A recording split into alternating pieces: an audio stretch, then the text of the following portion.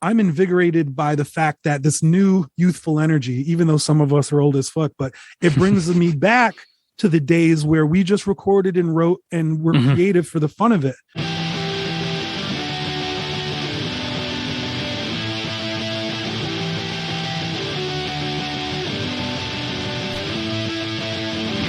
Hello and welcome to Where the Living Room Used to Be, a podcast about Rhode Island's music scene.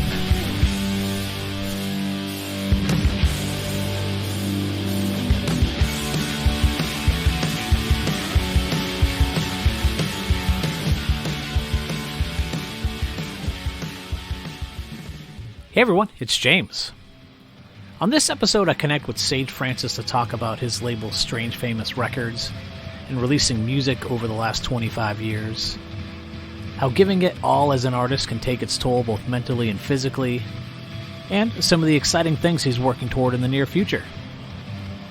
So I hope you enjoy the episode. If you do, please check out some of the previous interviews I've done with Strange Famous artists B. Dolan and Jesse the Tree, and make sure to follow Where the Living Room Used to Be on Instagram, where you'll see some show photos, flyers, and a whole bunch more from Sage's time in music. I'm going to start this off by letting you in on a little secret. What's that? Strange Famous Records didn't officially start until 1999, but I retroactively said it started in 1996 because that's when I made my first demo tape. Yeah. And that's just what kickstarted the whole label stuff, independent label stuff. But yeah, so we've been like, we put 1996 on our gear and on our website. Yeah. Really, I wasn't using that name until 1999 with the Sick of Waiting mixtape, which was the first.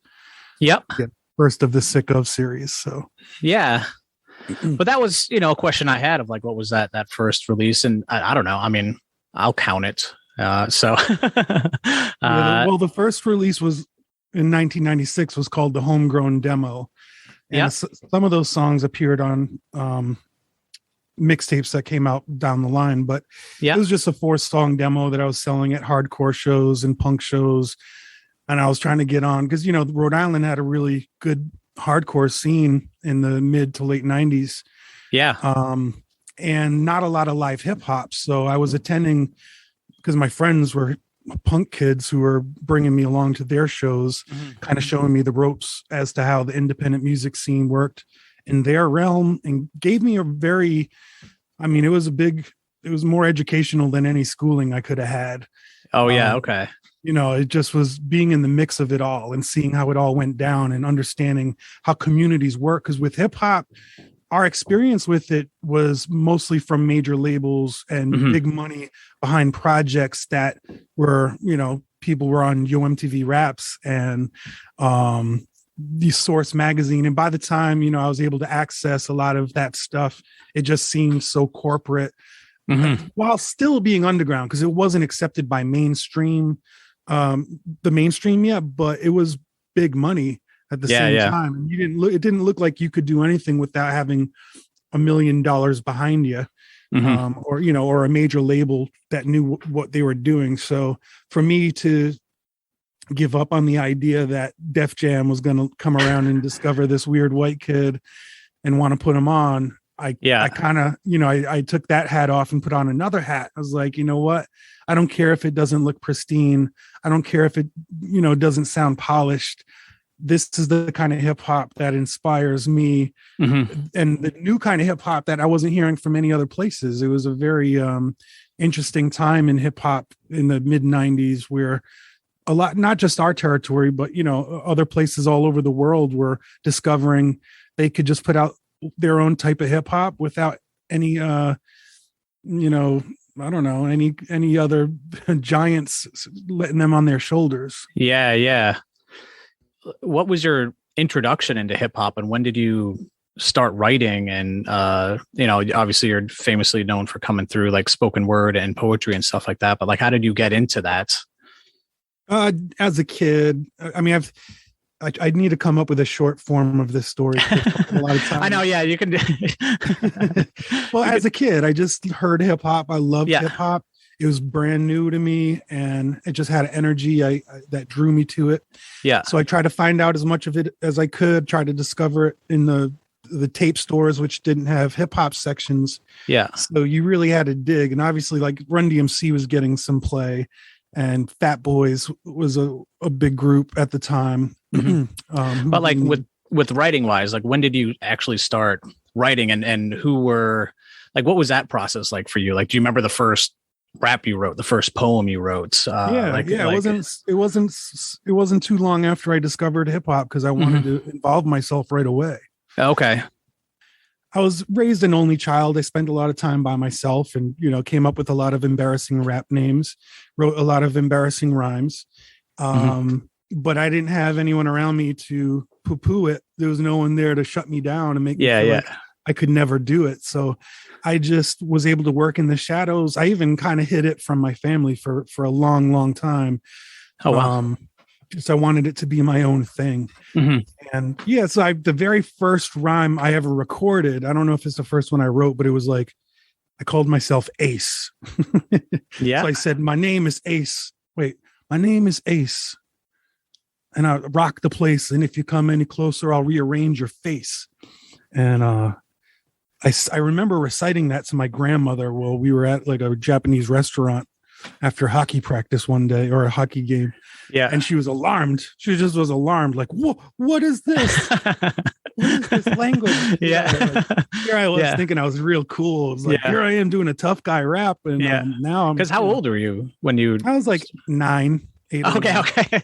Yeah. I guess if you're like 9 years old talking about like rearranging people's faces, and you're like, what? Yeah. Well, now kids play violent video games. And that's true. Yeah. When did you start as Sage Francis? Was it around that time of the demo in 96? And 96 is right after. Well, let's see.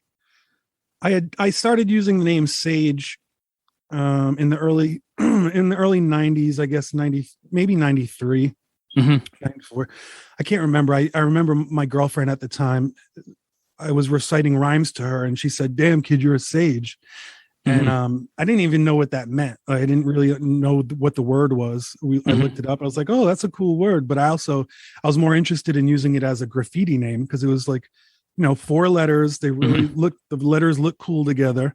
And I was an awful graffiti writer. So I tried it out for a while, and I was like, I'm just going to call myself Sage. But then that felt weird, because I knew probably a lot of other people were going to call themselves Sage, or maybe other people already had that name. It just was, it could be a generic name. So Francis was my family name. That was always kind of embarrassing to me, because Francis just in hip hop felt like too effeminate for hip hop. Okay. So I decided I liked pairing Francis with Sage and having what is kind of cool in hip hop and isn't cool in hip hop, putting them together. And I don't think there would ever be another Sage Francis. So I felt safe in that. And I started using that, officially 96. So that's when the demo tape came out. And that's when I started going on WRIU 90.3 radio.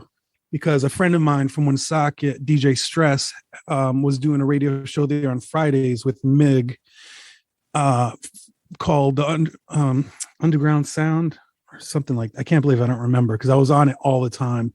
The Underground Sound. And so he would DJ and let me and a couple of my friends come up from time to time to freestyle and rap. And it was a huge deal to us, because the way a lot of us were able to access any great hip hop or underground stuff was through 90.3 or 88.9 WERS in Boston. Those were the two spots. And 95.5 on Sundays had the Black Experience and Sound with Grinch and Chameleon. That was those are the big hip hop shows for our area.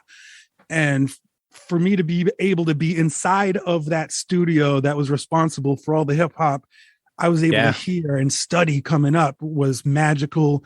It invigorated me. It empowered me. And I took it very seriously. And I always tried to make the most of my appearances there. And, I could get a little out of control. I had a loose cannon quality about me. I easily could have just been kicked off and forever from that station. From things you said. Oh yeah. Okay. There's a lot of stuff over the years, but eventually, I wasn't even a student, but I was there so often. They gave me a job, like they gave me a slot which they shouldn't have done, but they gave me a radio slot. And then I ended up going to URI and making it official. But really the only reason I wanted to be there was to be on the radio station. I wasn't trying to, I studied journalism and I got my degree in journalism, but that wasn't my passion.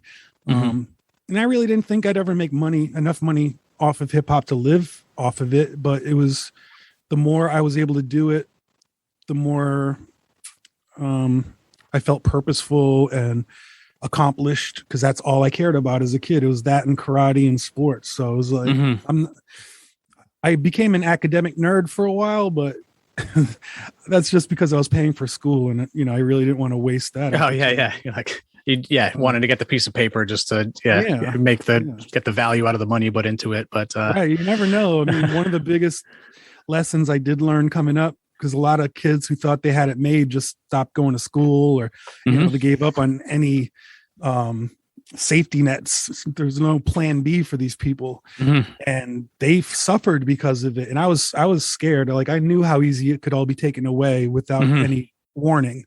So it was important that I had my degree, and I had, like, someone I worked with at the time was very insistent that I finish school, even though he wanted me to do more music stuff. But he was like, first of all, just finish school, and then you could focus on the other stuff. Yeah. And when did you finish college then? Well, I finally graduated URI in 1999. Okay. So that's kind of also seems like it lines up with the bigger push, the kickoff of, the Sage Francis career of all the mixtapes and album and stuff like that. Okay. Exactly. And that's when the battles all started getting bigger and bigger. And the spoken word also started getting really huge at the time. And I had gotten into spoken word from my previous college. I went to Dean College in Franklin, Massachusetts. And in 1996, another reason I love using that year is I was introduced to spoken word through Patricia Smith, who was a writer at the Globe, or maybe lost her job at the Globe, but her poetry and her performance was so captivating that I knew from that moment forward I was going to involve myself in it. And I told her that, and I bought her book, and I just was like, there was something clicked in me when I saw what she was doing, because I had always felt ham-tied by the fact that I wanted to rap, but no one was giving me beats. And every time I would rap, it would be a cappella. So that's what these people were doing in the spoken word realm. So I just was like, I'm just going to bring my hip hop to spoken word circles and go from there. And it was a new mic to be in front of. It was a new audience to be in front of. And it thankfully introduced me to different subject matter that was not so acceptable in hip hop, but I was able to explore it in the poetry world, just being more vulnerable. Less cool. It wasn't about how dope you were. It was about how dope sick you were, or something. Just not, the different side of partying, like the real side of partying, like no one talks about the hangovers and the loneliness or whatever, I guess, but they do now. They do. But going back 25 years or so, it's especially at that time, it wasn't too common. So again, you just push so many things forward with that. And but with Strange Famous, I mean, obviously we'll kind of get into later in your career, you were signed to some labels, but were you pushing to be on a label at that time? Like, was the start of Strange Famous because you tried to get on a label and nothing was happening, or because you just wanted to be independent and wanted to do what you wanted to do? At first, I was open to being on any and all labels. I had no preference. If a label knew how to put my music out and get it in stores and do it officially, that was enough for me, because I didn't understand that side of business at all. In the meantime, I knew how to do things in the DIY realm. So that's, for me, that was fine to do Strange Famous Records as a DIY project, all DIY stuff. And then the longer I did that, the more I learned the ins and outs of the industry and built the infrastructure for a more official label that could do all the things I was hoping another label would do for me. It did take a long time because I didn't have the capital, I didn't have the staff, but I had a incredible fan base, and the internet was pretty Wild West at the time. It was brand new. People were starting to learn how to network outside of their local territories and build with people in the Midwest and, in Europe or the UK. It was, everything just started to grow incredibly fast. And I stayed on top of all of that as much as I could. It was thrilling to have access to people outside of Rhode Island and Boston, because it just felt like we were trapped there. It was like we didn't have much of a voice if we couldn't get outside of New England and get shows outside of New England. And that all started happening all around the same time. And thankfully, right when I had graduated from college and I was working at Ben & Jerry's on Fair Street in Providence, that was my very last job until enough shows were coming in that I saw I was able to pay a couple months rent. And then, I could make the risk and say, all right, I'm going to stop working. I'm just going to focus on music, throw caution to the wind, but it looks like it's going to work out. At least it'll pay my rent for the next several months. And I can build my mini empire from here. While I'm sweating this, some kid who doesn't got any loot is buying my necklace along with my same exact khakis and army boots. What? This is blasphemous. Since Adidas tried changing its logo, there ain't nothing been as whack as this. Probably a stunt being pulled by animal rights activists because of all that third world country garbage, but I'm a pacifist. So while these monkeys sweat over my name brands that exchange hands from enslaved lands, I wonder if I'm the same man without reward for what I bought but can't still afford. This is the type of self-realization that might have killed the Lord. I didn't mind working free as a walking billboard, but now I want my money back. As the ice spilled and poured onto the floor, I did see a distorted reflection of my Nike hat. Now I don't know how others might react. For me it was an unsightly act that helped me get my psyche back. I stood 5 feet back, afraid that it might strike me like clack clack. You think I'm kidding? Think it's no big thing? What I seen made my heart hurt, stomach turn, throat burn, teeth cringe, spine tingle and ribs sting. I noticed that the switch symbol was nothing but a whip in mid-swing. I don't look at myself in the mirror cause I'm a narcissist. I simply like to watch myself exist. Now I'm in a fog and mist. Now my reflection is anonymous. Ponder this. That probably wouldn't have happened without other labels stepping in, such as the first official label that was operating on a big level was Anticon. So I was in the mix of the Anticon kids because, some of them were from Maine or New Hampshire. It just was a New England thing. And then Soul, Alias, rest in peace, and a few others, DJ Mayo, they moved to California to do their thing in the Bay Area. But then when they came back and visited New England, they heard some guy named Sage Francis was talking shit on the radio station. They wanted to come visit and see what was going on. And, we had a contentious origin. At first we weren't friends. We weren't really cool. We were very suspiciously eyeing one another. Like, are you real? Are you real? Are you real? Are you real? Can you really do this? Are you authentic? I don't know. Are you? And, so eventually that blossomed into a working relationship. But so much happened in such a short period of time. It's really tough to break it all down. What's important though, is the fact that they were putting in a lot of work on making themselves known in hip hop and separating themselves from the pack, sometimes for better, sometimes for worse. And I was associated with them just because we started doing shows together and appearing on each other's songs here and there. And by the time I won Scribble Jam in 2000, which was the biggest battle in hip hop at the time, it wasn't just MC battles, it was DJs, it was graffiti, it was b-boying. So it was like a big deal. It was like this thing people from all over the world would travel to once a year in Cincinnati. And the fact that I won and I was selling my mixtapes, I couldn't make enough mixtapes. They were just selling. I could not make enough of them to have more in stock. Everyone was noticing that. Like, everyone saw that. It just was like there was something going on. Anticon had their infrastructure in place. They had their distributor in place. They had publicity in place. They had their fan base. I had my fan base. And then when everything culminated, it was like, it was almost a no-brainer, even though I think they had to have a vote within the Anticon circle whether it was okay to have Sage Francis on Anticon or release a Sage Francis album on Anticon. And I feel like I got over by one vote. And okay, because of the history, because of the contentiousness. Yeah, they're like, we got to let this guy into our circle here. Or yeah, partially because, but partially because I was too, by their standards, I was too regular hip hop. I was too boom bap. I was too normal. I wasn't far left field enough for them. I gotcha. Which I see, I can understand, but there was a lot I was bringing to the table that was, even though I sound like an East Coast rapper, I was doing stuff and talking about stuff that isn't typical of East Coast rap. Mm-hmm. But once they saw, it ended up being their highest selling record on ANTCON, and it blew the doors open for a lot of other stuff. Mm-hmm. And then after that, a lot of opportunities came about where I could have worked with many labels. I just got more cautious at that point because I was like, all right, now I'm not as desperate as I was before. Now I have some capital. Now I understand a bit more about the industry.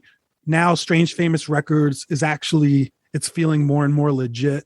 We've got our own distributor who's putting out my mixtapes, because back then you didn't even need a barcode on your stuff. You could just press up whatever you wanted and send 1,000 to the distributor.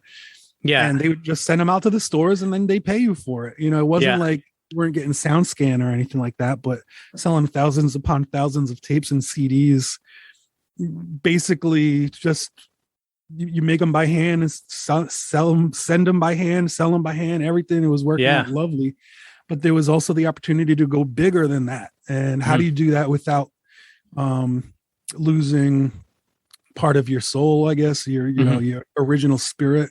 And I feel like, I was very cognizant of that. And I tried to, make sure nothing would sway the type of music that I make, and nobody would get in the way of what I knew was best for my albums, the way they're supposed to sound, what I'm supposed to do on them, and who I'm supposed to work with. So eventually Epitaph became that record label for me, and they elevated the Sage Francis name and recognition level. Even though it was already exponentially rising at that point, they just hopped on board right at the right time for it to make sense for me to work with them.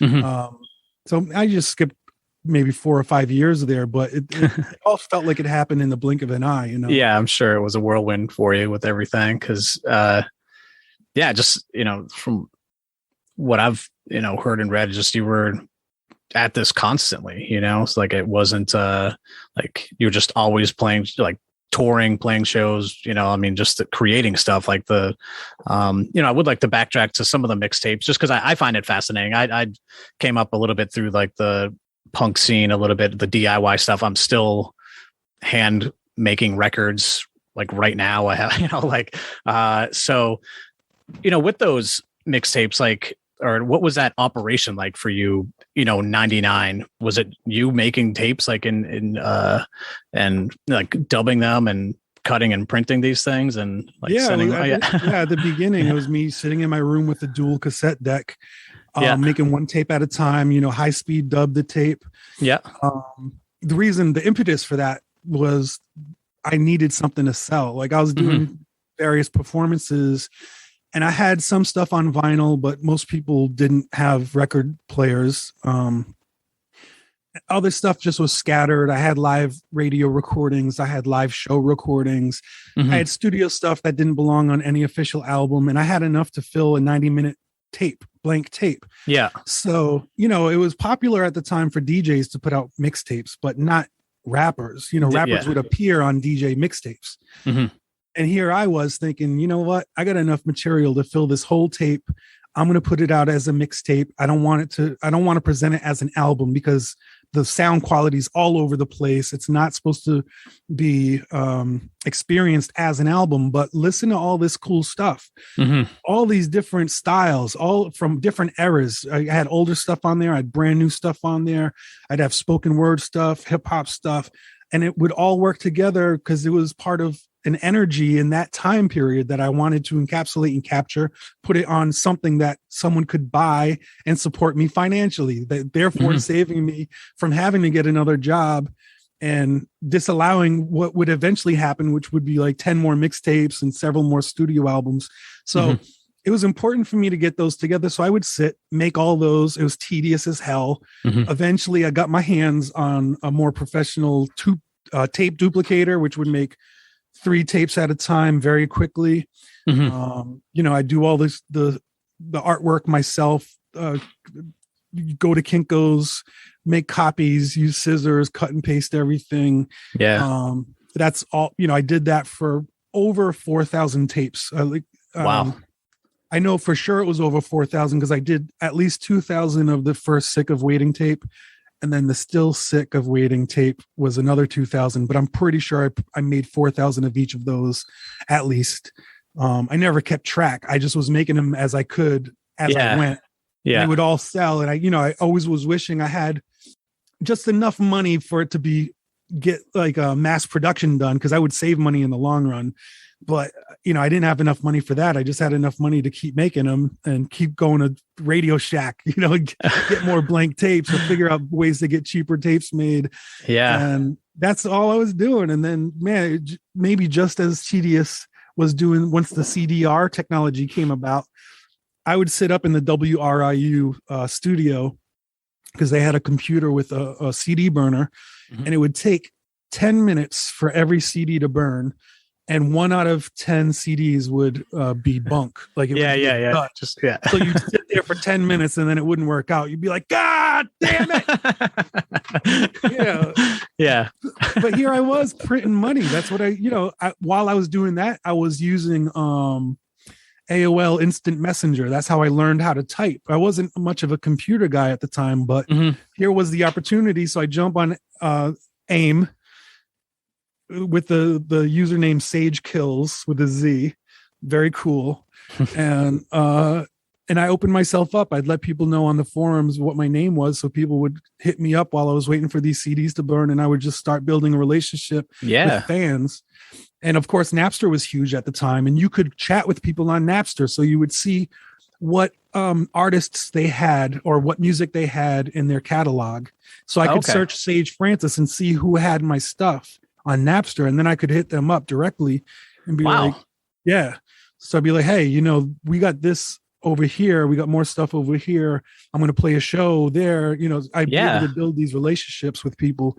It's much cooler than in Spotify or any of the new streaming services, even though at the time I didn't know it. At the time I was a little, I felt like I was losing money, but really it was a great business opportunity. I just didn't have the foresight.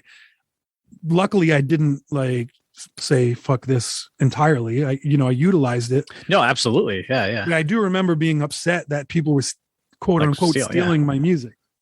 Yeah. Oh, it's definitely like a disruptive thing when it happened. And obviously like with, Metallica, whoever, came out, but like flash forward to now. Streaming services, they've somehow found this, weird place where people think that they're paying for music, but no money actually makes it to the artist. Or even when they do, I guess it's technically some money, but you're making a fraction of what it is, so they've somehow managed to strip the audience's guilt, sense of guilt. With Napster, they knew they were stealing. They knew it was just like, something for free. But since they pay $10 a month to a service that provides all this music on streaming, to them, it's squared away. Everything's squared away. There's got to be some change, like drastic change, in order for musicians to see a adequate amount of money for the music that they make. I've heard some lovely ideas I would love to be implemented at some point, such as one would be, if you listen to a song or an album more than 5 times, maybe you pay $1 to be able to listen to it in the future more times. Yeah. Maybe a one-time fee, like if you're listening to the same thing over and over, maybe at a certain point you should have to pay $1. Yeah. Something minimal like that. But if enough people pay that $1, if 1,000 people are listening to my music, my one album 5 times, that's enough to say, hey, maybe you should, pony up a little bit for this one artist. Yeah. And that's similar. That kind of leads into Bandcamp obviously does that, where you can, obviously there isn't any streaming money that comes to an artist, but if you listen to a record, whatever it is, 3 times, then they'll it's not mandatory, but they'll ask like, hey, if you want to listen to this again, you should probably buy this, like, and at least they have that hurdle that's there. So I didn't know they did that. That's interesting. Yeah. So like the artists, like you can set that on your Bandcamp of like how many times you want someone to listen to it before that prompts them. And they do kind of bring in some of that guilt, because if you can like bypass it as a listener, and then a heart breaks on the screen, and like it breaks the heart. Take me to the lake. I'ma try my best to slay all of these snakes. This is the tribe called Cypress. Take me to the lake. I'ma try my best to slay all of these snakes. Cause all these so-called contributors are all take. No beach, no speedo, no seagulls. Casino night player, no dice, no keno, no whammy. Better beware the cooler. I think that it's time to introduce the sharks and hustlers in a big bad barracuda. There ain't no time for waiting. There ain't no hibernating. Swine isn't allowed inside of a cipher. Fuck it, fry the bacon. This little piggy's gonna get smoked like a ciggy. The city is so lit up, I promise, kid, it ain't nothing pretty. They going ham. Yeah, they going ham. But they can't gamble responsibly, so they splash the pot when they're right, show my hand. Fuck it, there ain't no slow rolling. Fuck it, I already told Dolan. When I'm done this mission, I'm taking up fishing. But yeah, I mean, I was, interested to kind of hear, you're talking about Napster, we're talking about streaming. You are like pretty well known for physical products, pressing vinyl, a lot of merch and stuff like that, kind of having that more kind of punk mentality with stuff. Like, how has the music industry like shifted? Like, do you have any like major or key observations, from your standpoint as Strange Famous CEO over these 20 plus years? Like, yeah, the only advice is honestly, you can't ever feel settled. If you're involved in the music business, you can't feel like, all right, we've reached a plateau. Now we can rest our laurels on the fact that people are always going to consume music in this one manner. And our revenue streams will always come from these places. No, they're always changing. So you always have to be aware of the changes, the shifts, how people are consuming music, how people are finding out about music, and what you're willing to do time-wise and energy-wise, which will take away from your energy creatively in order for the business to make sense. And, how much is it worth to you? Are you going to work 90% business and then have that 10% left to actually do the stuff you enjoy with music? That's what it's been like for me since the beginning. And now I would say even less than 10% doing what I enjoy. It's very close to 2%. Wow. But I do have the business, and I do have a lot of things that I juggle. I'm incredibly lucky to have a team that's been with me as long as they have. Rhode Island's been, it's where we started operating out of. And even though I moved to Connecticut, it's still where we operate out of. And we were operating the record label out of the same house where I started writing those rhymes and recording into my tape deck as a kid. That's its home. Storm Davis. I don't know if you're familiar with him, but he's from Poorly Drunk People and stuff. No, he's been like holding things together for Strange Famous for so long now. Because he's the label manager for those that are listening. But he goes above and beyond because he understands that we're probably operating at a loss ever since the pandemic. He's thinking that, I'm knowing that. Because I already had a talk with our accountant. It's like, my accountant's like, something's got to change, man. Like, you got to think of something else. Because 3 or 4 years operating at a loss, there's nothing we can do. You have to make a change. And I'm like, I know, but I can't tour anymore. I'm trying to build something else up. It's just going to take a bit more time. Storm Davis is going to hold it down in the meantime. He and the relationship that he builds and maintains with the fan base is beautiful. It's like it's a good tandem we have, him and I. And all the other new artists that we signed, a couple from Rhode Island that are just blowing me away. I just wish that the business side of things was as easy as it was when I was their age. Now they're entering, a shitstorm of like, what do we do? Like, everyone's streaming music. Hardly anyone's buying stuff. It's tough to get shows. It's tough to do shows. and we don't have our weeklies anymore. The local radio is not supporting local artists. Yep. Everything collapsed, man. Everything that we once enjoyed, bit by bit, when it fell down, I just kept looking at it like, man. And it first started, I remember when I first became ultra aware of it was when Clear Channel started buying up local venues in every city. Mm-hmm. And that's when I did the Fuck Clear Channel tour in 2004, which was at the time my biggest tour of the US. And mm-hmm. I think we did 44 shows, and I just did not care. I was like, no, we're going to call it Fuck Clear Channel. I wanted to raise awareness about what they were doing and how they were like ruining local scenes by buying out these venues and then giving priority to non-local acts, making it tough for local artists to, hop on certain bills. Mm-hmm. But then, it happened with everything else. It happened with the radio stations. It happened with the weeklies, newspapers, magazines, whatever, record stores that all started shutting down. So you didn't have that local record store support. Shout out to, what was it? Tom's Ear? No, Tom's Tracks and Tom's In Your Tracks. Ear. That was Tom's my spot. Tracks. Yeah. In Your Ear was across the street. Yeah. Tom's Tracks. That was the first place where I had Sage Francis was written on the window when my album came out. Wow. And when I saw that, I could have died on the spot. I was like right next to Neil Young. I was like, oh snap. That's awesome. Yeah. Tom was my dude. He was a grumpy dude, but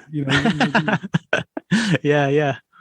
This is also something I kind of talked to B Dolan about when I interviewed him. Like Strange Famous does seem like a great family, so I'd like to kind of talk about the roster and kind of talk a little bit about what that is for you, and how people, I mean, you kind of mentioned it a little bit with Anacon and stuff like that, but like, how do people kind of get into Strange Famous? What is that like? Are people sending you demos? Is it from touring and experiencing their live show and saying, I need to talk to this person? So, there's a lot of questions in there, but if you kind of want to just talk about the other acts on the label. It's a great question because people are always asking how to do it.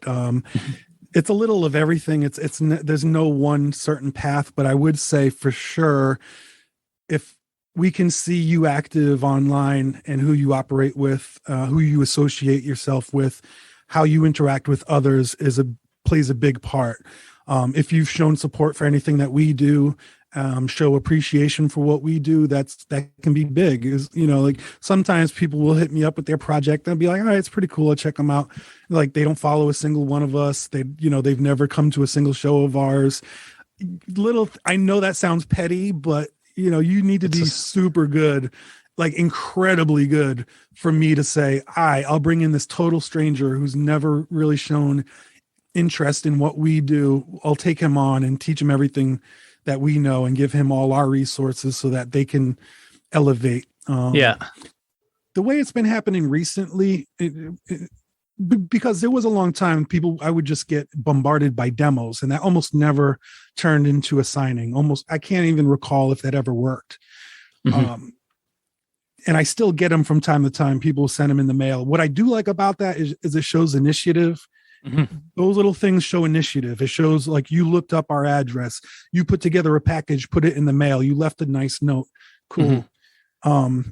But I don't know, just for a while, it was when I was touring heavy, that's when I was able to see local acts from territory to territory. Mm-hmm. Some that were local heroes that looked like they were always going to be local. Some who may have been local outcasts who I could see potential in, where I'm like, it may not work here in your town, but this is dope. Like this is a lot of people are going to really make sense of this and appreciate this. So I picked up a lot of artists after I toured relentlessly in 2014, 2013 with the Copper Gone, straight into 2015. It was like hundreds and hundreds of shows where I encountered all these great artists, a lot of stinkers, but a lot of great artists. And I kept tabs on them. And, just meeting them in person is pretty important. I get to, we vibe off one another, see if we feel like, this is cool. So there was a big signing around that time where we wanted to start a subsidiary label called SF Digi. So Strange Famous Digital, where I knew, a lot of these artists weren't touring artists and they would have full-time jobs or they had families, but they were still making incredible music. And I wanted to say, just because you can't tour and it wouldn't make sense to manufacture a lot of physical material to have distributed, because we would all take a loss. But what if we show our support, promote your name, and just do everything digitally where there are minimal expenses. And if enough support comes from fans and we see enough of it gain enough traction, then we can consider doing something more official down the line. And you can get a sense of if you really want to do this and risk it all. Tell your family to go fuck themselves and put in your 2 weeks notice and ruin your life. And we'll do this. Yeah. Cause that's what it takes, no, it was interesting. I don't know if you know Quinn Murphy from Verse, huge fan of them, but Quinn just posted about what it was like to tour, in a worldwide touring band. And it was a lot of that. It was like, all right, cool. I guess I'm packing stuff up, putting it into storage. I will see my family when I see them. And it's just the realest thing. I mean, I did not do anything to that level, but yeah, there was just, from my experience of touring, it was just, some birthdays missed, some, better jobs put on hold just because this one allowed me to have some time off and whatever else it was. And it's a weird thing that a lot of people probably don't necessarily connect. They just look at Quinn and they look at Verse or they look at Sage and say, wow, you're Sage Francis. And you're like, well, I've played thousands of shows. I've, cut and pasted, thousands of cassettes. Like, this is what it takes. This is, like a lot of, like, I'll be, a lot of awkward conversations with aunts and uncles. Like, you still doing that music thing? Like, yeah, I'm still doing it. So it is what it takes to get here. But with regard to the label, who was the first artist besides yourself that you signed? The first rapper I believe the first rapper we signed was Prolific, who's from Cranston. I paired him up with Reanimator from Chicago. Reanimator did a lot of the production on my A Healthy Distrust album and several other things of mine. But at the time, they I just put them together. They came up with an incredible album, beautiful album, long album, much longer than albums we do these days. It's called The Ugly Truth, and it was one of our best-selling projects on Strange Famous, even though Reanimator never does shows and Prolific hardly ever tours. It did incredibly well. And he actually just changed his name to Mopes. So he's released an EP a few months ago called Mopes that I'm featured on, along with Jesse the Tree, another Rhode Island artist, and Black Lick from Virginia. And Mopes, previously known as Prolific, has been with us. When I had my last radio show, my radio show was called True School Session on 90.3. Him and his friend came up to the radio show. I don't know if they were there, but afterwards we had an after party that he and his friend attended, and they were really young at the time. So it was weird because I was this college kid. I got these like high school kids, like very, very super skinny and, look like aliens and, and it was weird and awkward and none of us drank. So it just was us sitting in a house, like, I guess, talking about rap. But it's funny to think all these years later, here he is now, like, he lives in DC, but he visits his family in Rhode Island. He'll come drive down. He'll stop by my house with his children, say what's up to my children. We do videos together. He's a videographer as well. So he filmed the video for Party McFly, which we filmed in Cranston. But now he's like got a new fire under his ass, and he's become very, no pun intended, very prolific. He's busting out tons of material, lots of beats. Yeah, and working, he produced the Black Lick. He's helping facilitate these new collaborations within the Strange Famous realm, the new communities, people who he's operating with, he's bringing in, and they're working on other people's records. So we got Jesse the Tree and him working on stuff along with Black Lick, and early adopted from New Bedford. Also part of all the stuff that we're doing. B Dolan's living on his own island, but he's going through his like recovery from spinal surgery and all that. So he hasn't really been in the mix of the new stuff that we're doing, but I'm invigorated by the fact that this new youthful energy, even though some of us are old as fuck, but it brings me back to the days where we just recorded and wrote and were creative for the fun of it. It wasn't with the idea of a tour on the horizon. You know, nothing is with the idea that we're going to have a certain promo campaign behind it. We're just inspired by each other's talent and what we each bring to the table and how we can bounce off of each other's creative energy. It's beautiful. It's really something I've been missing for a long time. I love it. Even though it's not paying bills, but that doesn't mean it's not going to translate into something that might be useful down the line. No, it's great. I mean, it's an awesome community. And again, it seems like it's like another wave of this tight knit group of people. Cause again, like to backtrack, the artists that are on Strange Famous work together quite a bit. I mean, you'd had the duo group, Epic Beardman with B Dolan, and, you know, just always on each other's stuff. So, I do want to give a shout out to ALXNDRBRWN. Oh yeah. His album Glow Kid incorporates a lot of the rappers I just mentioned and you just mentioned. Yeah. And it's one of my favorite projects I've been a part of in ages. It's magical. I love it. And he, along with Mopes, is working with, it's sort of like he's juggling Strange Famous talent, you know, all different artists and putting them together in weird ways. And it's just being baked beautifully. You know, he's got an ear. I help sometimes point him in certain directions where I'm like, I don't think that rapper is going to work well on this type of thing, but I haven't, you know, I can hear someone else's voice on it. Let me see if I can get them. And, so thankfully we were able to get $165 for the Dream School song, which we'll have a video for very soon.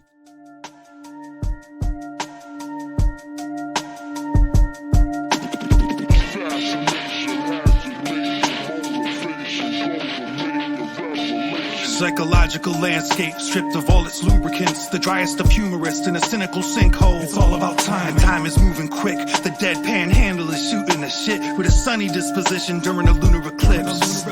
Multiple persona non grata, Shaka Khan artist, quantum leaping card shock versus the mastodon data. Bombastic Casanova in a traveling carnival, the very last of the genuine articles. Copy that, partner. I'm an impartial party to your God particle arguments. A fool proves his non-existence with impossible confidence. Phenomenal. Disregard the belief or non-belief in God. It's a test, and we're the false positive of improbable odds. Impossible jar molecules dissolve in the palms of my tiny pathetic hands. Scientific methods be damned. My spam folders overflowing. I crammed all night for the final exam and overslept. Gosh damn. You never graduate from dream school. You never graduate from dream school. But yeah, I mean, to kind of even backtrack to some of the artists, like you've, expanded as well. I mean, you have a pretty big footprint, or at least to me, it seems you have a pretty big footprint in the UK, have done a lot of shows there, worked with Scroobius Pip, right? You know, so like as collaborators as well. Can you talk a little bit about what it's been like for you as a, worldwide touring artist, coming out of our state here, This was crazy because when we talk about when the internet and Napster first started getting big, so we were able to access communities outside of New England. The UK was one of the most supportive right off the bat for what I do. And it's one of the first countries outside of Canada and Sweden that I got to visit and perform. And to this day, it's one of my strongest markets, and it's the UK, England, in particular. I don't know. I went out there many, many times. Like you mentioned before, people will romanticize the sacrifices that people make, but you don't just miss birthdays, you miss deaths, and you're missing marriages, potential marriages. You're ruining every relationship. But thankfully I was lucky enough in the late 90s and early 2000s, where heck, my mom was just getting divorced herself and she was starting a new relationship. So she was off in her own wonderland with the new husband. I was free to do whatever I wanted. I have a small family. It's like I didn't have many obligations. I was free. I was free to do whatever, and I did everything, and I went everywhere I could. I never turned down a show opportunity. If someone could pay to bring me out and give me some extra scratch on the side, I was guaranteed to do it. That was how I would plant the seeds everywhere and make sure more people would come back upon my return. And in England and Europe in general, they were like, because of Napster, they all knew my material. I didn't sell anything there prior to arriving, but here I am in Sweden and the whole crowd is singing the chorus to my song. Yeah. And, blowing my fucking wig back. It's like so much in that moment when you stand there, you can't have predicted it. There's nothing you knew prior to that could have let you know this was possible. A year prior to that, you could never have known it. So all you can do is ride these moments and make the most of these opportunities and be prepared for opportunity.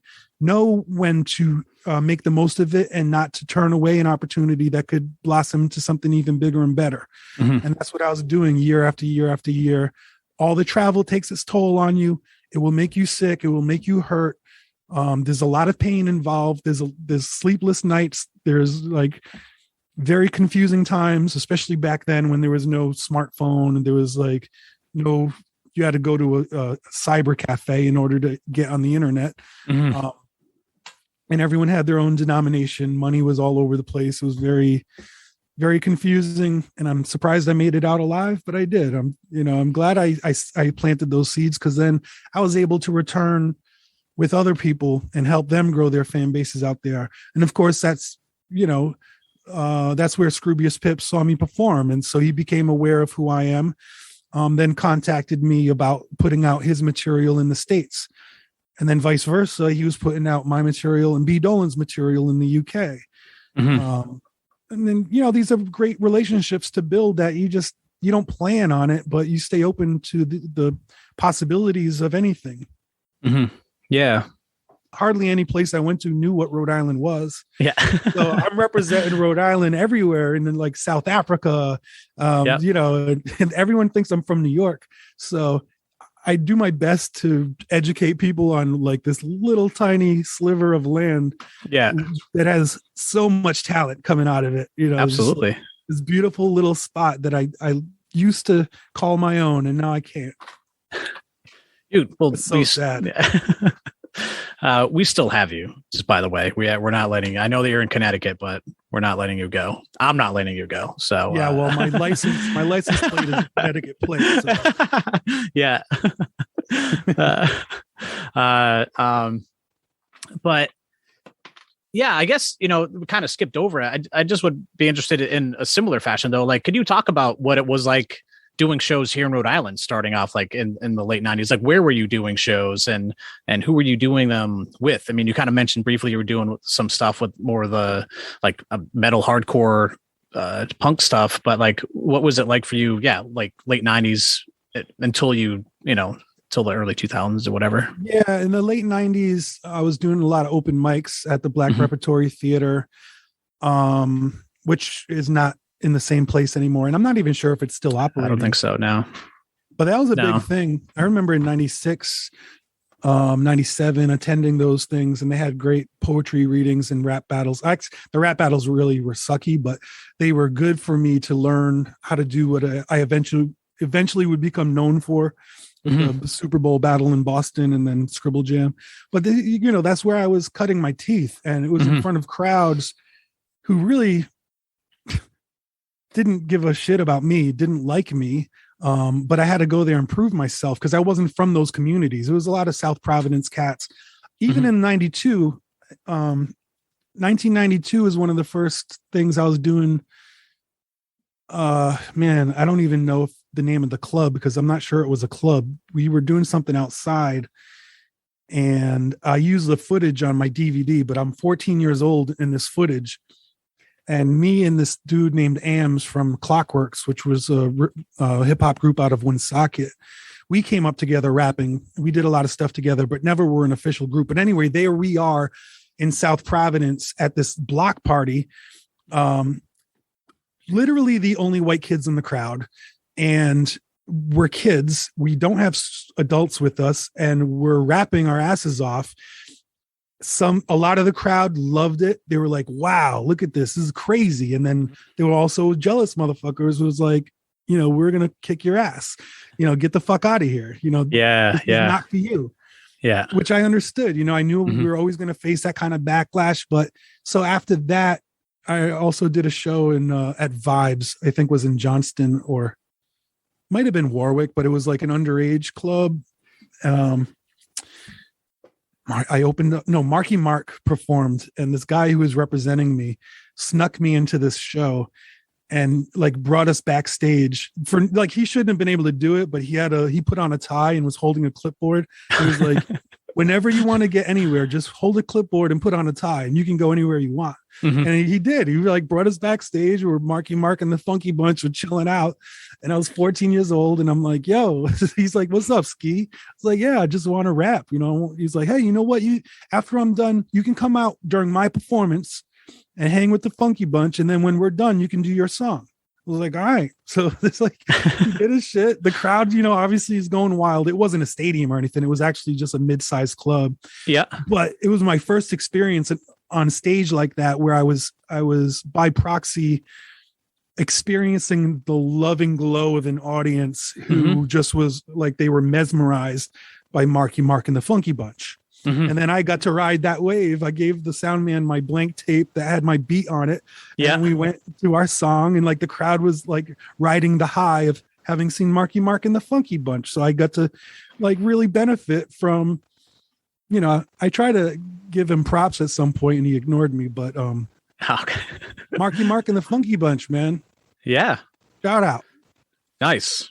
All right, other clubs. No. Yeah. I skipped important stuff. Babyhead obviously was a big one. Yeah. I didn't get to perform much at Babyhead. But with the hardcore bands and the punk groups, I saw a lot of shows there, and I got to hop on stage with a band called Cycle, who are a Connecticut hardcore band that I met in college, and they let me rap with them. The Living Room was the biggest one for me. The Living Room was where a lot of like seminal moments in my early Rhode Island career happened, because Mr. Mortal, who, are you familiar with Mr. Mortal? I'm not, no. All right. He had a company that put on a lot of the hip hop events in Rhode Island called, I think, Mortal Productions, something like that. But so he was doing a lot of hip hop events where multiple style performers, like people would do graffiti, there would be break dancers, and there would be a battle, and then the headlining act and stuff like that. So I would always involve myself with those things. Most of his stuff would happen at the Black Repertory Theater, but then when things got bigger, it was always at the Living Room. And my biggest shows with my first band, AOI, which formed at the University of Rhode Island, would be at the Ocean Mist down in South County, or in Narragansett. Is that in Narragansett? No, that's in Misquamicut. Matunic. Oh, yeah. Yep. So we would do, our biggest shows started happening at the Ocean Mist. And then we were able to get shows in Providence because the promoters there would spread word to Providence, who weren't hosting any hip hop shows because of violence and guns and stuff like that. But so they stopped doing hip hop shows for a long time. But the fact that we were a band, it was like somehow we were able to bridge that gap, and we proved that, we were doing these shows and no violence was kicking off. So then they were putting us on events with ska bands. Oh, okay. Like the Agents, like we were doing shows with the Agents, and nice. The Rusty, what is I can't remember. It was so long ago, but I'm playing with Jesse Leach. We're doing shows with Corinne and Stays Gold or something like that. But he's in Killswitch Engage now. Yeah. I was living with him when they were first recording their first album. Here I am. I'm like quantum leaping between eras, but that's fine. Somehow it all works together. It all ties together because so many of us are still doing this on a high scale, even though the world is so different, it's pretty amazing, man. Rhode Island is special, dude. Rhode Island is special. Absolutely. Yeah. I mean, you're right. I don't know if you know this, but I serve on the board of the Rhode Island Music Hall of Fame.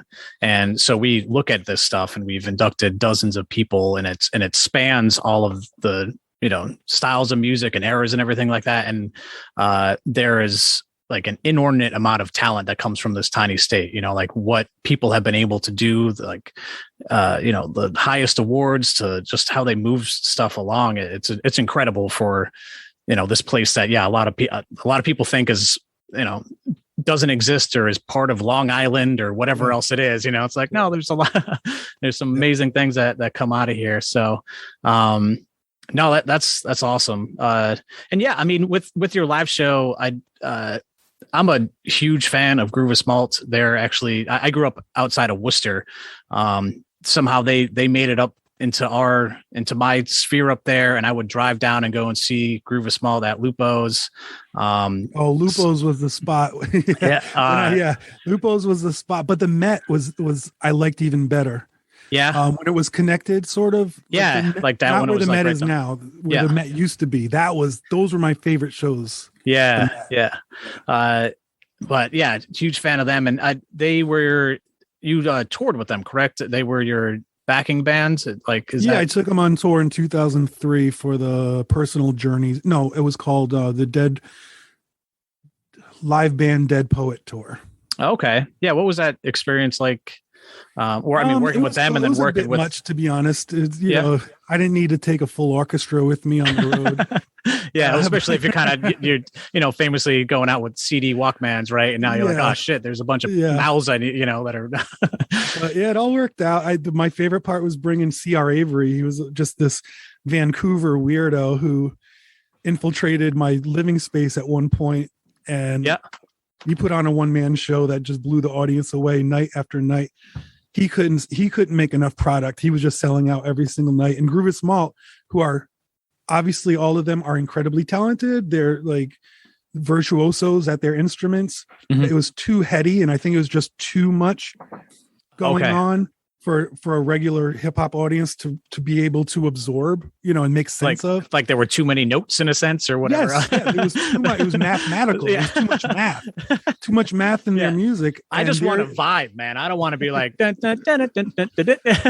And then C.R. Avery would come up with a guitar and like singing all off key, and the crowd would go wild and buy all of his merch, and like Groove of Malt would sit there shaking their heads like, "What the fuck do we got to do, man?" But sometimes it's just the aura you give off, dude. So that was a big one. That was a big tour. It was a long tour, and it was stuck in the middle of a string of all the other tours I was doing in the early 2000s. I was losing my voice at the time. I was trying to figure out ways how to maintain my voice, maintain my health, and it just felt impossible. So screaming through, swollen glands and that sucks. That's like the worst part when you've rehearsed, you got the show down, you're ready to do it, and the crowd is ready, and you're like, your voice is coming out like this, and you want to fucking kill yourself right in front of everybody so they feel like their ticket was worth it. Wow. That was because the tour after that is the one where I almost lost my voice forever. When I did the Fuck Clear Channel tour, I had to go to a doctor who stuck his camera down my throat, and he was like, "You're gonna legitimately lose your voice forever if you don't stop this tour." Wow. And I said, I can't risk it. This is my biggest tour. I just signed to Epitaph Records. I'm gonna take 2 days off and rest, and then try to make my way through the rest of it. And I did. And then I went mute for 2 weeks, and I took prednisone and some other stuff. And thankfully, the nodules and the it was the calluses that built up. Yep. Eventually went away, but they come back every time I do tours. So, okay. Yeah. Learning stuff like that is important. My man Chesky, another dude from Connecticut who tours crazy. Yeah. He was at one of the first shows I ever did in 1996. He's one of the only people to get my tape. at the time. he's running his own record label, Fake 4. Yeah, shout out. And yeah, he gets the throat problems too. It's like Really? we just came up in these periods where we were screaming with no monitors. We didn't really like, just the punk stuff was heavy. Yeah. And we didn't know how to properly take care of our bodies. And also, I always felt like if I didn't hurt myself somehow, I wasn't giving as much of myself as I could. So if I wasn't sweating profusely and hurting by the end of the show, I'd probably let the crowd down in some way. That's a mentality you had to kind of shift out of, but it's tough. Yeah. Yeah. Or just knowing that this is what's on the other end. If you are lucky enough to do it for as long as you two have been doing it. But I guess I kind of want to get into just a couple of your records that we haven't touched upon. So with Copper Gone, that is your last or, most recent solo album. And that one was even after a period of time as well of some records. But like, can you talk a little bit about Copper Gone, and then we can kind of get into Epic Beardman? And yeah, Copper Gone was 4 years after the Life album. And within that time period between Life and Copper Gone, I had gone through some very depressive episodes, and Copper Gone eventually became the reason to push me out of it and say, all right, my life's falling to pieces. I don't have what I was hoping I would have by taking a break from touring. Time to just tour my ass off again, and time to just like get the fire going. And but because after 2010, those tours is when I lost my dad, and a friend of mine, Michael Larson, and lots of other stuff just started crumbling, and my relationship of 6 years was falling to pieces. And I spent a lot of time all alone in my house in Rhode Island with my cats, and I don't know what I expected to happen. I think maybe I needed that time to myself to know that nothing comes of it except for very dark stuff. And so Copper Gone was the first one, the studio album we got to release on Strange Famous Records. The first Sage Francis studio album. Yeah. Because everything prior to that was Epitaph, Anticon, and when we worked with Lex Records for the Nonprofits album. So this was daunting. I was actually scared. I was like, am I ready? We've had a lot of time to prepare for this, but we've never done an album of this scale just on Strange Famous Records. And we had just moved from our distributor we had been working with since 1999. That in itself was so scary, but it was like, fuck it, let's do it. Let's go. And thankfully, it charted on Billboard, something I didn't expect to happen at all, something we never aimed for, but it did. And it sold incredibly well. We toured nonstop, all through the US and Canada and Europe, Japan, South Korea, Hawaii, on and on and on and on. I kept going until the wheels fell off.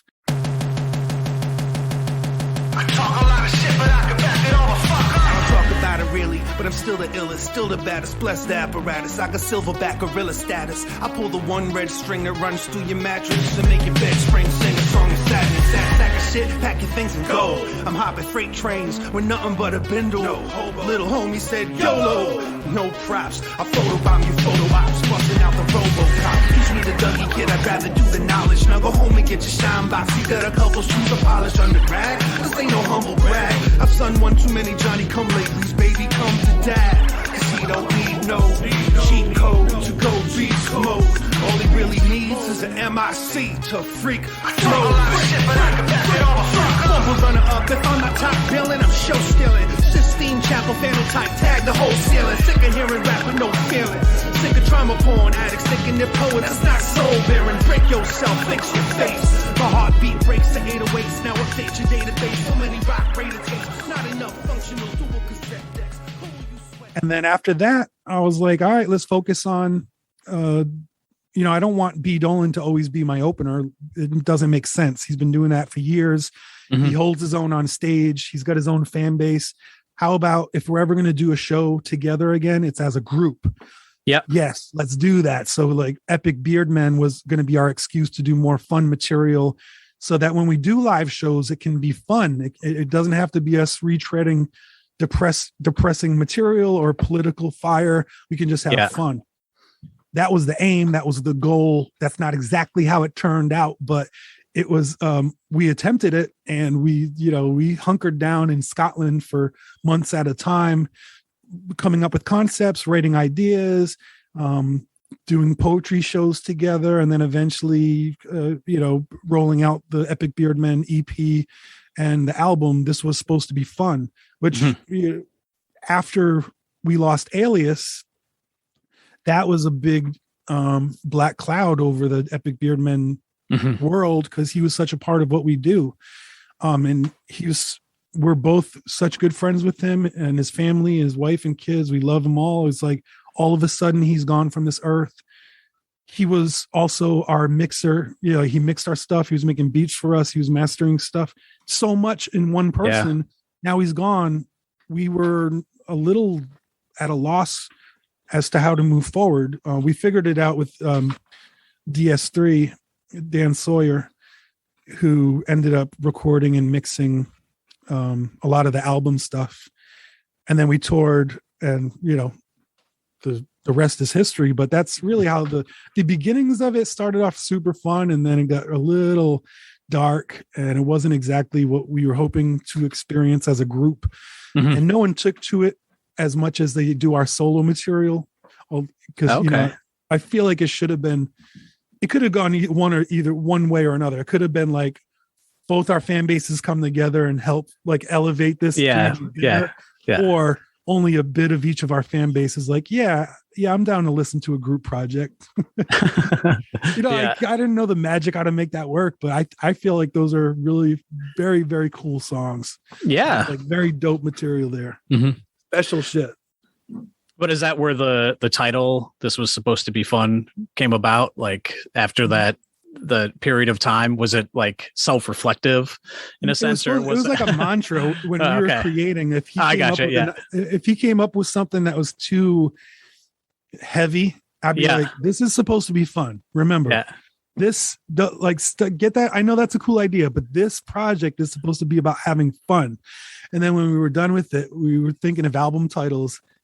And my wife said, I like that title. This was supposed to be fun, which wasn't exactly what it was supposed to be. This is supposed to be fun. But then it was like, when she said this was supposed to be fun, somehow that made it more even more sense. And we said, that's the title. That is the mood that encapsulates our project and this time period of, what we've done together. And it also is frustrating for both of us, I think, when we have fans who still never even came to learn of Epic Beardmen. Like, as much as we push it, we have our limitations with the algorithms on social media, and most of them never found out about the shows. Some people still don't think I've recorded anything since 2014, even though there's heaps of Epic Beardmen material and other things I've done for other projects. Even just today on Instagram, like some kid commented on a post of mine where it's like, well, it really would help if you recorded it more than once every 6 years. It's moments like that. I just want to reach through a fucking screen and choke a motherfucker. No. Do more than that. Pay attention.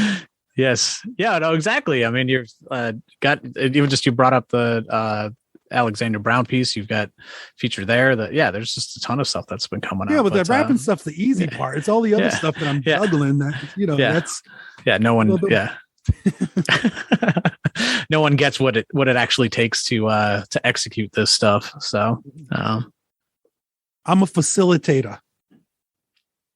Is that what you think sometimes with this stuff, or? I facilitate a lot of things, and I know how to put certain pieces together, and I also do data entry, and I'm obsessive compulsive, so I will collect data and organize it, and until my studio is in pristine condition after the holiday season, that's when I can start my own podcast, and that's when I can make enough sense of the lyrics that I have written for an album to start to take hold again.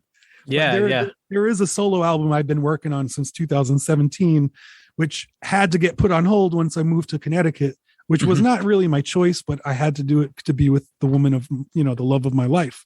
And now we're just here forever, apparently. But now I have my studio back up and running. I had to do that so I could hop on the ALXNDRBRWN album. So now I know my studio actually works in this new era.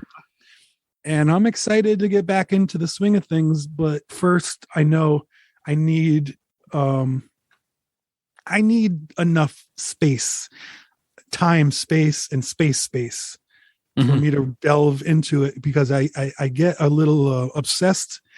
And if I can't focus on something for 2 hours at a time without it being without any distractions, then it's a waste.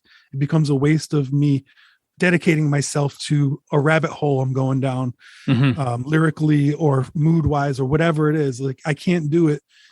I have 3 kids, man. I got a 5-year-old girl, 7-year-old girl, and a 1-year-old boy. And they're all clamoring in the house, bah, bah, bah, ah, oh, no, hey. Yeah. So yeah, we'll see what happens. I told you I have 2 kids, 6 and 4, and it's not to the same level of recording an album, but I was like, all right, guys, I'm recording in our storage space because we have a small apartment in Providence. So we have our storage space downstairs. So I'm recording there. So they're 5 feet above me. And I'm like, guys, I got to go do an interview. So you guys can play and do whatever, but just try not to run around and try not to scream and stuff like that, because it's going to get picked up during the interview. So, so shout out to my kids for actually listening for the first time and not being too loud today. So I love you guys. I absolutely expect for my future albums, the next album for sure, you're going to hear background chatter and noises. And I can't do anything about it. I'm just going to have to live with it. And so are you. I'm like, it's going to be my pet sounds album. They're there, man. They're adding to the ambiance of the whole thing. Good. That's cool. Where can people support Strange Famous Records? What would you recommend them to do? I would love if people could visit the website strangefamous.com or strangefamousrecords.com. We've been running it since the late 90s. We're going through a new website redesign again. We've had maybe 4 in our lifetime. And we're just trying to stay on top of providing people with as much as we can. Create that artist to fan experience that is enjoyable. We always fill the packages with extra stuff, make sure people feel it was worth their time and money. But outside of that, Bandcamp is obviously a wonderful spot to support artists.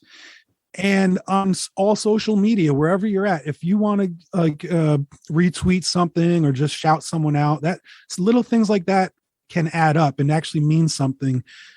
It may not look like it to you, but even for the artist, when they see someone's giving them recognition and maybe you're exposing your followers, even if you have 10, if you're exposing them to someone they never heard of before and they happen upon a video, they're like, oh, what is this, dude? Oh, snap. I like this. Is there more stuff like that? That butterfly effect that you don't consider when you just opt out of any type of support. You should involve yourself somehow. I hope you do. But outside of that, we're on all the socials. I'm not on TikTok, but if you force my hand enough, I might let China into my living room. Yeah. That's about it. But the last question I have for you, and it's the one that I always end my interviews with, and it's a big one. You can answer it however you like, but what would you say is your greatest musical accomplishment to this point? I get asked that frequently, and I always give a different answer because I just have to dip into my head and be like, well, which period am I going to think of? Because those big moments come and go. And they're big for different reasons at different times in your career. I'm going to say when Personal Journals blew the fuck up, when my solo album, my first studio album ended up in stores and did as well as it did. I've been grinding it out for so long in Rhode Island and started touring the world, finally got to release the album. I never knew if I would do another one. and it charted. It just sold incredible numbers and made the whole industry turn its head and be like, what the fuck is this? Like, who is this cat? What is this scene that he's coming from? Because there can only be one Eminem, as far as the industry was concerned. Yeah. There could only be one white rapper. But here is this whole scene of weirdos, not just white kids, but just all types of weirdos making weird hip hop that is somehow that people are attracted to and supporting and flocking to. And there's no corporation behind it. There's no corporate power. There's no trickery. It just was an organic moment in music that you don't get to see very often before they learned how to wrangle, the internet and how to like tie it down and make it work for its purposes. That was the freedom of the internet back then. And the people chose, and I'm just proud they chose me and Strange Famous and all the other artists that I work with. So we could tour like Atmosphere and Anticon and me. We were touring in punk circuits in places where hip hop would never do shows before. And so we blew those pathways open for all the other artists to go through. And I'm not going to say I spearheaded it because I was opening up for Atmosphere, but this was the first time there was hip hop shows in those areas. And I got to keep going back to them, to a bigger audience each time. It's just that one period I'm very proud of, because it's not something that could be duplicated. It's not something that could be recreated or bought. It had to happen in the moment, and I'm proud that I lived it. Well, Sage Francis, thank you. It's truly an honor to get to talk to you about all this stuff and kind of get into some of the more details of your experience as a Rhode Island artist coming up and everything that you've done to put, or as you've said, our tiny state on the global map. So thank you so much, Sage. Thank you, brother. You have a good one. She's a fairy with broken wings. I used to watch her perform, and if she hears me, I hope she sings songs that have me going right back. Couldn't find anyone in town to talk about how no one like that should be confined to the ground we walk. She glides, but it seems like she floats, and these folks decide to crush her wings until they're permanently broke. She'd ride gusts of wind just by the way she spoke. She cries, but loves to sing songs of freedom and hope. On the east side, hustling, discussing things that we quote in shallow conversations as if we have deep throats. We choke on our confusion, not sure if it's a heat stroke or if we need coast, trading in our cheap jokes for Hercinos. I see notes being passed to ask to see what these creeps wrote. The fine silly kids that flying privileges read folks. Ski slopes have been blocked off, they can't chance it.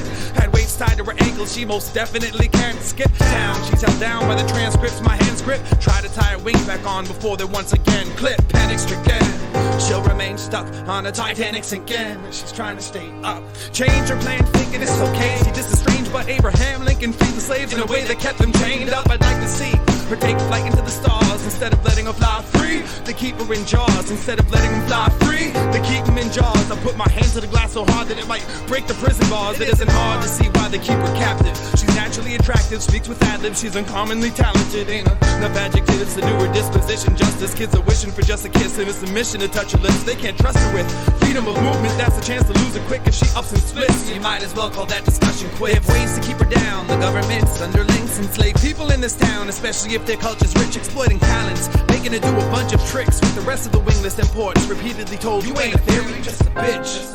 But that stick, thrust your hips, suck my dick, and run your shit. She's a fairy with broken wings. I used to go watch her perform, and if she hears me, I hope she sings songs that have me going right back. Couldn't find anyone in town to talk about how no one like that should be confined to the ground. When I was down in New York, she'd send me letters and I read her passages about how I left her to the savages. No matter how sad that is, I didn't cry, cause it was only a matter of time before they figured me out and tried to strip my pride. I knew the scoop, wish you could have seen the blueprints in my eye when I flew the coop, utilizing overground railroads in the sky. It was live or die. Let me let you in on the secret of mine. Me and you are different, girl. We don't even need wings to fly.